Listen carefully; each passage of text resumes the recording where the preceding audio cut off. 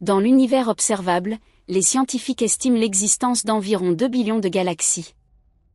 Chacune de ces galaxies pourrait abriter des milliards d'étoiles, et en tenant compte des planètes qui se forment autour de ces astres, la probabilité que la Terre soit le seul lieu porteur de vie apparaît non seulement extrêmement faible, mais, d'un point de vue mathématique, presque nulle.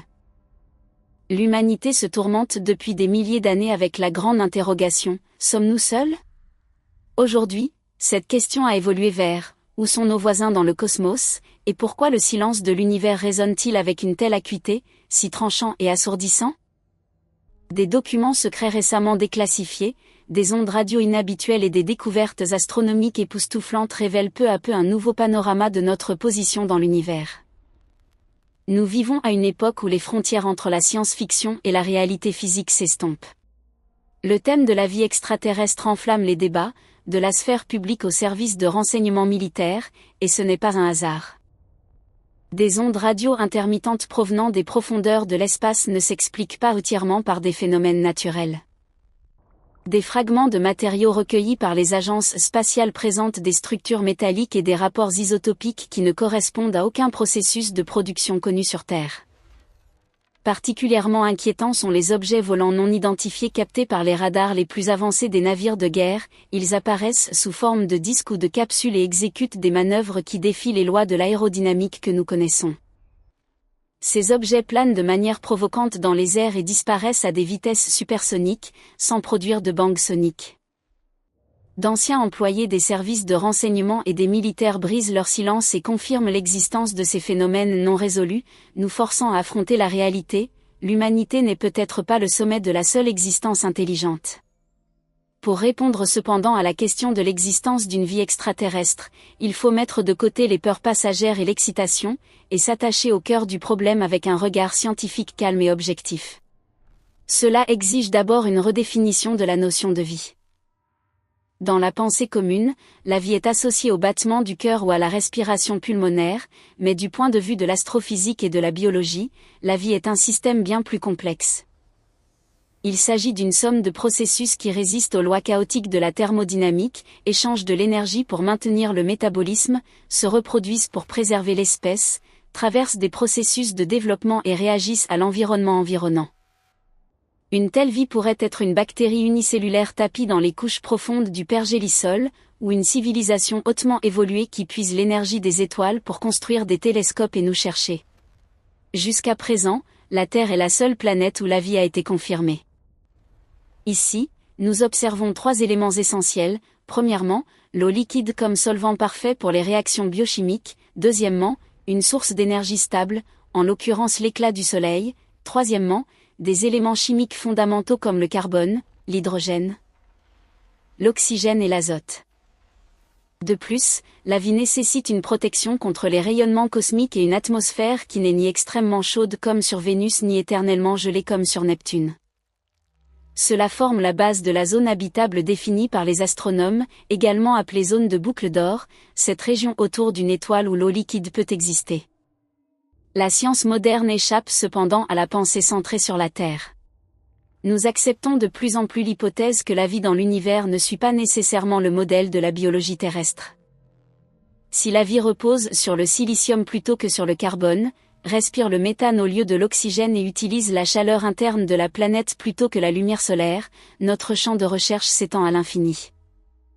L'immensité de l'univers dépasse de loin l'imagination humaine, et ce serait une arrogance ridicule d'appliquer les standards biologiques d'une petite planète à l'ensemble du cosmos.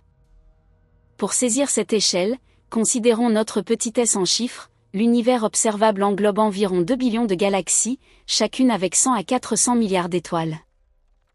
Notre seule Voie lactée abrite plus de 100 milliards de planètes, dont des millions se trouvent dans la zone habitable de leur étoile. Multipliez ces millions par les milliers de billions de galaxies, et toute tentative de nier la vie extraterrestre se heurte à un défi logique et statistique d'une ampleur colossale, à peine tenable. Des estimations récentes, fondées sur des observations approfondies du télescope Hubble et d'autres instruments, confirment que ce nombre pourrait même atteindre 6 à 20 billions si l'on inclut les galaxies naines les plus ténues, rendant l'univers encore plus foisonnant de potentiel.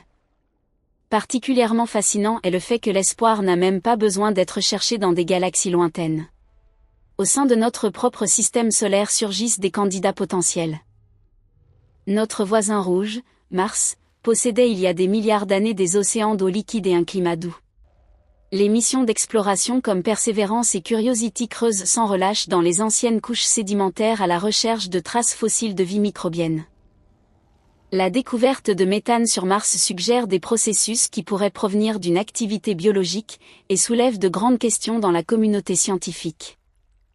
Les toutes dernières découvertes de l'année 2026 montrent que Perseverance, dans le cratère G0, a identifié des signes d'une ancienne ligne de côtes et de roches altérées par des eaux souterraines, fournissant de nouveaux indices sur l'habitabilité de Mars.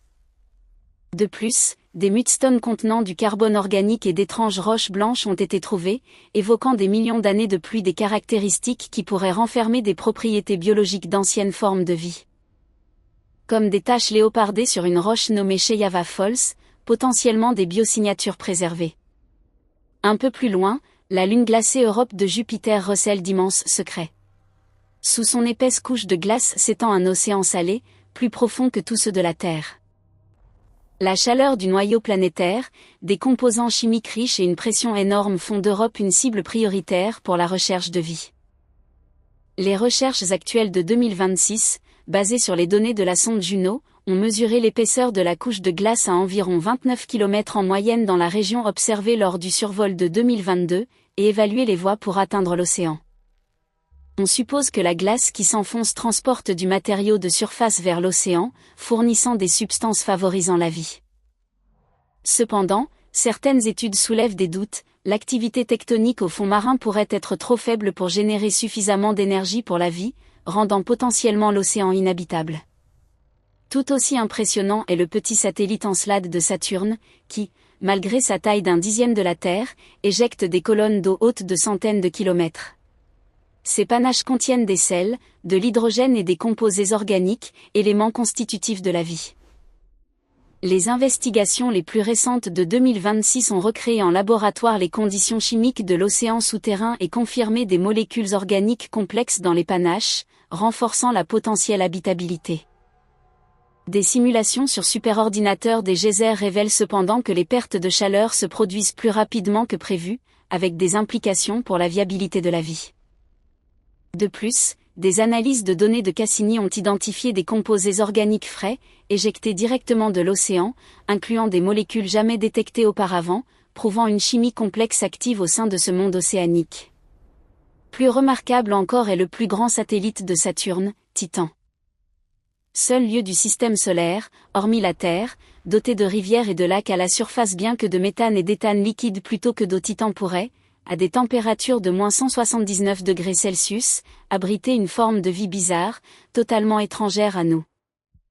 L'agence spatiale américaine prévoit de lancer la mission Dragonfly en 2028, qui arrivera sur Titan en 2034. Un engin volant à rotor explorera divers environnements et résoudra ces énigmes. En janvier 2026, les sous-systèmes de Dragonfly ont commencé à être intégrés, et les préparatifs avancent, avec des tests en tunnel aérodynamique confirmant sa capacité à voler dans l'atmosphère dense et la faible gravité de Titan. Au-delà des limites de notre système solaire, la chasse aux exoplanètes est plus vivante que jamais. Depuis la confirmation du premier exoplanète en 1992, les humains ont découvert, jusqu'en janvier 2026, plus de 6800 autres mondes. Parmi eux figure K2-18b, une super-Terre prometteuse à 124 années-lumière, dont l'analyse spectrale révèle de la vapeur d'eau et des signaux biochimiques potentiels comme le diméthylsulfure, une molécule produite sur Terre uniquement par des êtres vivants. Cette découverte nécessite toutefois une confirmation supplémentaire, car des études récentes de 2026 remettent en question la fiabilité de cette biosignature, évoquant des faux positifs. Il pourrait s'agir d'une planète océanique ou d'un mini-Neptune riche en hydrogène, sans signe définitif de vie. Plus proche de nous se trouve Proxima Centauri b, dans notre système stellaire le plus voisin, avec une masse similaire à celle de la Terre et située dans la zone habitable, à seulement 4,2 années-lumière, un objectif de rêve pour les voyages spatiaux futurs. Pourtant, l'intense rayonnement de l'étoile mère et le verrouillage tidal, qui plonge une face dans un jour éternel et l'autre dans une nuit perpétuelle, posent des obstacles majeurs au développement de la vie. Néanmoins, des expériences indiquent que la vie pourrait s'adapter à une forte radiation ultraviolette, ouvrant de nouvelles perspectives pour les études d'habitabilité. Un autre système qui secoue l'astronomie est TRAPPIST-1, à 40 années-lumière. Cette naine rouge est entourée de 7 planètes rocheuses de taille terrestre, dont 3 dans la zone habitable, un laboratoire naturel parfait pour tester l'hypothèse de la vie extraterrestre. Les découvertes les plus récentes de 2026, issues du télescope spatial James Webb, montrent que TRAPPIST-1D ne possède pas d'atmosphère, tandis que les observations de TRAPPIST-1E révèlent une possible atmosphère mince, potentiellement dominée par l'azote comme sur Titan, et discutent de l'atmosphère interne. De plus, on explore si ces planètes pourraient avoir des lunes, étendant ainsi d'autres environnements habitables. Comment les scientifiques les cherchent-ils ? La méthode la plus courante est l'écoute. Les projets de recherche d'intelligence extraterrestre utilisent d'immenses radiotélescopes pour balayer le ciel et capter des signaux artificiels d'autres civilisations semblables à nos signaux de télévision et de téléphone qui dérivent dans l'espace. Cette approche repose cependant sur l'hypothèse que de telles civilisations emploient une technologie radio-similaire. Les astronomes analysent en outre par spectroscopie les atmosphères de planètes lointaines à la recherche de biosignatures comme l'oxygène, le méthane ou l'ozone dans des proportions inhabituelles indiquant la vie. En 2026, le projet de recherche d'intelligence extraterrestre à domicile a extrait, à partir de 11 années de données de sciences citoyennes, une centaine de signaux mystérieux qui font l'objet d'un examen approfondi et pourraient représenter des avancées en signaux techniques. Les phénomènes anomaux non identifiés, autrefois connus sous le nom d'objets volants non identifiés, restent au centre des controverses. De l'incident de Roswell, au Nouveau-Mexique, en 1947, où des débris militaires furent rumeurs comme une soucoupe volante, aux vidéos récemment divulguées de la marine américaine, la ligne entre réalité et illusion reste ténue. De nombreux cas s'avèrent être des phénomènes atmosphériques, des débris spatiaux ou des avions expérimentaux. Certains résistent cependant à toute explication. Pourtant, il faut affronter la réalité physique, la distance. Même vers la planète la plus proche, Proxima Centauri b, elle est de 4,2 années-lumière, soit environ 40 billions de kilomètres. Avec la technologie de propulsion actuelle, un vaisseau spatial à 60 000 km/h mettrait 75 000 ans insensés dans une durée de vie humaine. Si les phénomènes observés sont vraiment des vaisseaux extraterrestres, ces civilisations devraient courber l'espace ou voyager près de la vitesse de la lumière. Si elles sont si avancées, pourquoi se laissent-elles découvrir si facilement et maladroitement ? Ou tout n'est-il qu'une mauvaise interprétation de phénomènes naturels inexplorés ? En 2026, le Congrès américain exige davantage d'informations sur les interceptions militaires de phénomènes anomaux non identifiés en Amérique du Nord et pousse des lois de transparence, accentuant l'urgence et le mystère de ce sujet. La quête de la vie extraterrestre n'est pas seulement une tâche scientifique, mais un voyage vers la redécouverte de notre place dans le vaste univers. Chaque nouvelle découverte, chaque nouveau signal nous rapproche de la plus grande question, sommes-nous seuls ? Au final, toute cette exploration aboutit à une confrontation philosophique qui interroge le sens de l'existence humaine. Nous sommes comme une petite île dans l'océan immense du cosmos, lançant des messages dans des bouteilles et émettant des signaux.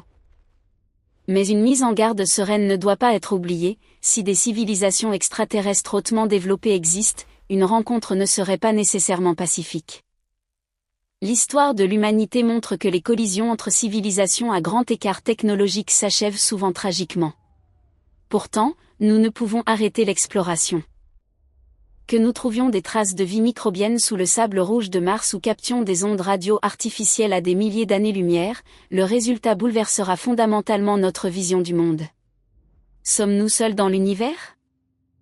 Comme l'a exprimé un célèbre scientifique, les deux possibilités sont une vérité choquante au-delà de notre imagination. En cet instant, d'innombrables radiotélescopes écoutent la vaste étendue silencieuse du cosmos. Quelle que soit la réponse qui viendra, l'humanité doit se préparer à la vérité imminente. Derrière toutes ces explorations et découvertes se tient le dévouement d'innombrables scientifiques, chercheurs et groupes de recherche. Des pionniers comme Enrico Fermi, qui formula le paradoxe, aux érudits qui dirigent les projets de recherche d'intelligence extraterrestre, en passant par les équipes de l'Agence spatiale américaine qui conçoivent Persévérance ou la mission Dragonfly. Aux astronomes qui analysent K2-18b ou TRAPPIST-1, et aux chercheurs qui dévoilent le potentiel d'Europe et d'Encelade, nous leur devons une profonde gratitude. Leurs efforts continus et leur dévouement discret élargissent les connaissances de l'humanité, inspirent la société et contribuent de manière décisive à percer les mystères de l'univers.